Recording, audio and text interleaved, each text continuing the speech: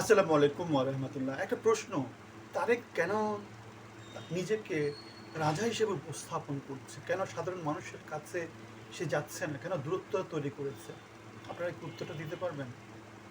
চলুন এই আলোচনা আমরা সেই জিনিসটা করার চেষ্টা করি। সাধারণ মানুষ, আমি আপনি, আমরা সবাই খেটে খাওয়া মানুষ।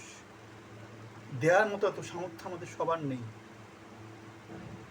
তারেক যদি আমাদের সাধারণ মানুষের মতো হয়, সে এই যে দেয়ার ফুল জড়িয়ে দিচ্ছে, 17 বছর ধরে দিয়েছে, এখন আবার দিচ্ছে, তাহলে জনগণ সেটা বিশ্বাস করবে না যে তুমি এত কিছু কীভাবে দিবা। তুমি তো আমার মতো, আপনার মতো, আমাদের সবার মতো একজন মানুষ, তুমি সেটা পারবে না, জনগণ সেটা বিশ্বাস করবে না। কারণ তার প্রতারণার অংশ হিসাবে সে নিজেকে রাজা হিসেবে উপস্থাপন করছে। 7 স্তরের নিরাপত্তা পাচ্ছে, ছাত্রদলের সভাপতিকে মাটিতে বসায় কুকুরের মতো ঘেউ ঘেউ করে দূর থেকে তাড়া দেয়, একটা দূরত্ব মেনটেন করছে, হাওয়া ভবন তৈরি করেছে, নতুন একটা হাওয়া ভবনের অ্যারেঞ্জমেন্ট চলছে, সে রাজপুত্র হিসেবে নিজেকে উপস্থাপন করছে।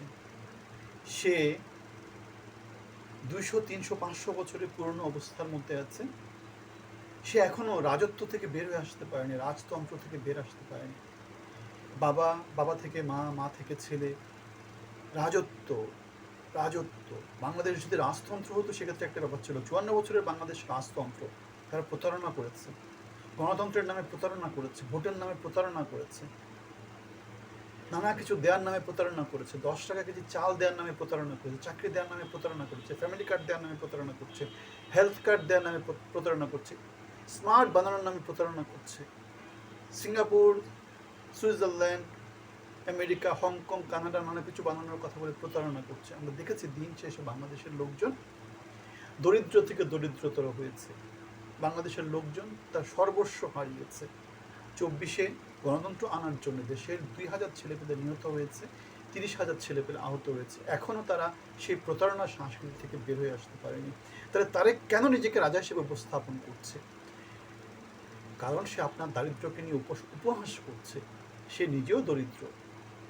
সে বাংলাদেশের 20 কোটি মানুষের ট্যাক্সের টাকায় লুটেপুটে নেওয়া টাকা সে বড় হয়েছে, বিশাল বিশাল বাড়ি গাড়ি পেয়েছে, বিশাল বিশাল অফিস পেয়েছে, জনগণের আমার ভাই, তোমার ভাই, তারেক ভাই পেয়েছে। প্রত্যেকটা স্লোগান যে লোকজন দিয়েছে, 5 টাকা, 10 টাকা, বুখা নাঙ্গা, কলা, পাউরুটি, এগুলো দিয়ে এগুলো কিনে নিয়েছে। ছাত্র দলে তার একটা ইউনিটের সারা বাংলাদেশের প্রধান রাকিবুল ইসলাম রাকিবকে, তার অন্য লোকজনকে সে কীভাবে করে, ট্রিট করে, ঘেউ ঘেউ করে সবাইকে তাড়িয়ে দেয়। শুধুমাত্র তার অনুগত, তার জুতা চাটতে পারে, তার সামনে পিছনে চাটাচাটি করতে পারে এমন লোকদেরকে শুধুমাত্র সে তার আশেপাশে রাখছে। হাওয়া ভবন কেন্দ্রিক কিছু কর্মচারীদেরকে সে রাখছে। দেশের আইন প্রণেতাদেরকে সে মূল্যায়ন করছে না, তাদেরকে সে রাকিবুল ইসলাম রাকিবের মতো করেই বৃত্ত হিসাবে, চাকর হিসাবে, কুকুর বিড়াল হিসাবে, ছাগল হিসাবে মূল্যায়ন করে। সুতরাং সে একটা ইমপ্রেশন দেওয়ার চেষ্টা করছে, সে হচ্ছে রাজা, ধনবান, সে ইচ্ছে করলে আপনাকে সব দিয়ে দিতে পারে। আপনার কাছ থেকে সে আনুগত্য চাচ্ছে, আপনার কাছ থেকে সে জি হুজুর জাহাপনা চাচ্ছে, আপনার কাছ থেকে সে রাত দুপুরে তার জন্য রাস্তায় দাঁড়িয়ে থাকবেন সে ব্যবস্থা চাচ্ছে। সেটা আমরা পত্রপত্রিকার সম্পাদক থেকে শুরু করে, সাংবাদিক থেকে শুরু করে, কন্টেন্ট ক্রিয়েটর থেকে শুরু করে, বিজনেসম্যান থেকে শুরু করে, সরকারি শীর্ষ পর্যায়ে ইউনুস থেকে শুরু করে, এমন কেউ নাই যার কাছ থেকে এই জিনিসটা আমরা দেখিনি তারেকের জন্য।